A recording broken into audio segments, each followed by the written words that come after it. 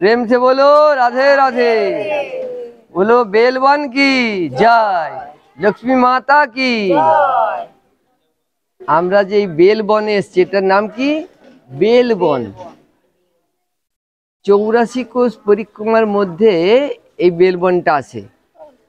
তো আমরা যে অত দূর থেকে বেলবন দর্শন করতে এসেছি তার সম্বন্ধে কিছু জানতে হবে তো। কেন এলাম, বেলবনে কি আছে? খালি কটা গাছ দেখতে এসেছি? এইটা ভগবান লীলাক্ষেত্র। ভগবানের যখন রাসলীলা হচ্ছিল, রাসলীলাতে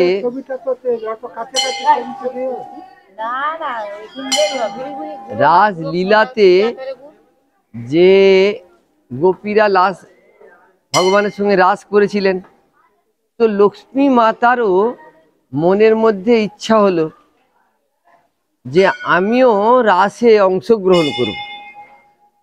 যেমন কোথাও যদি নৃত্য হয় আমাদেরও মনে হয় যে আমরাও নাচবো এখানে, তেমন লক্ষ্মী মাতাও ইচ্ছা হলো রাসে আমিও অংশগ্রহণ করব।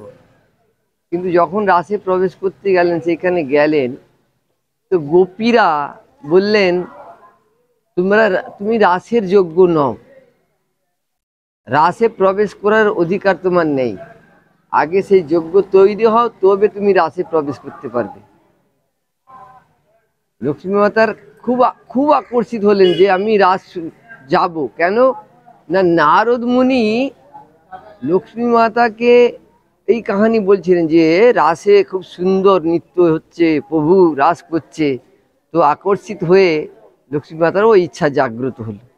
তো লক্ষ্মী মাতা যখন প্রবেশ করতে পারলো না রাসে, সেই থেকে লক্ষ্মী মাতা এইখানে এসে বসে তপস্যায় রত হয়েছেন। কেন না, আমিও প্রভুর সঙ্গে রাসে নৃত্য করবো। সেই রাস তো এখনো চলছে, সেই রাস প্রতিদিন এখনো সেই নিধুবনে প্রত্যেক দিন রাস হয়। আমাদের সেই চক্ষু নেই, আমাদের সেই মন নেই, আমরা দর্শন করতে পারি না। ভগবান প্রত্যেক দিন রাত্রিরে নিধুবনে এখনো রাস করেন। তাই জন্য মা লক্ষ্মী এই বেলবনে এসে তপস্যা করছেন আজও, যাতে ভগবানের সঙ্গে সেই রাসে অংশগ্রহণ করতে পারে। তো বলুন, প্রেম সে বলুন। বেলগাছ, এখানে প্রচুর বেলগাছ ছিল তখনকার টাইমে, এখানে প্রচুর পরিমাণে বেলগাছ ছিল, একটা দুটো না, প্রচুর পরিমাণে। সেই জন্য এইটার নাম হয়েছে বেলবন।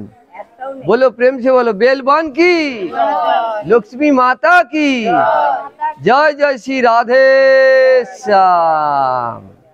সবাই ভালো থাকুন, কুশল মঙ্গল হোক সবাই।